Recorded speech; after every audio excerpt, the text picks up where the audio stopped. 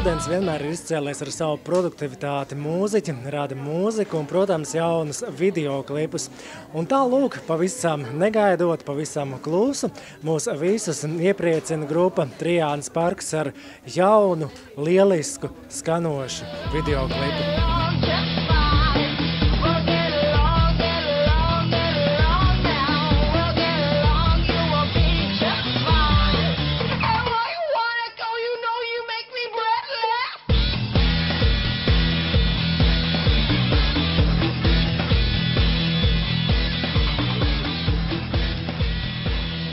Skatoties uz grupu Trijāns Parks, ir pilnīgi skaidrs, ka viņi ir ļoti satraukšies. Redziet, kājas trīcis, rokas trīcis, nevar noturēt, tāpēc viņas ir kabatā.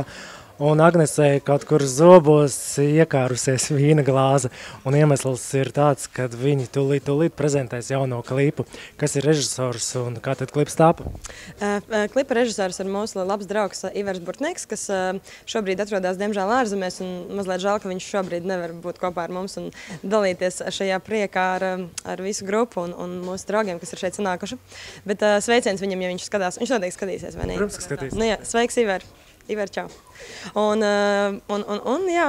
klips ir principā ļoti, man liekas, atbilstošs dziesmai, ko mēs dzirdēsim. Dziesma ir otrs singls no mūsu nākošā albuma, kas varētu ieraudzīt dienas gaismu nākošā gadu.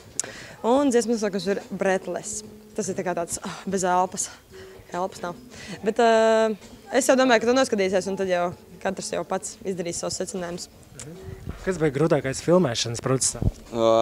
Grūtākais bija izdomāt, ko mēs darīsim, jo, kad mēs filmējām klipu, mēs aizbraucām... Mums bija scenārijs, Kristap. Mums bija scenārijs, jā, mums bija brainstormings pilnīgs uztaisīts. Mēs aizbraucām uz laukiem, nolikām milzīgu tāfeli un rakstījām idejas, tur krāsas un sajūtas, emocijas, visu, ko mēs gribējām iekļaut klipā.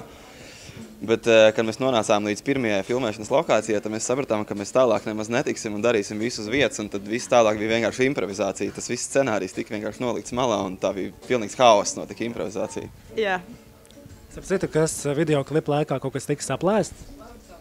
Kamera. Kristapam sejā šķīda paniņas. Jā. Starp citu, šeit sēž reku puisis, šeit sēž puisis, kur dzīvoklī šīs te paniņas šķīda. Bet mēs viņas mazgājām. Bet mēs nomazgājām visu un satīrījām. Viss bija kārtībā. Kur jūs izmantojāt šīs te paniņas videoklipā? Tas bija kaut kāds efekts? Smērējāmies. Maskas taisījām. Kurš smērējās, kurš nē? Kā alerģija nevienam? Kristapam vēl tagad dalīt. Nē, viss bija kārtībā. Kur ir 4. grupas dalībnieks? Ko viņš tur dara šobrīd? Viņš lādē video YouTube'ā, man liekas.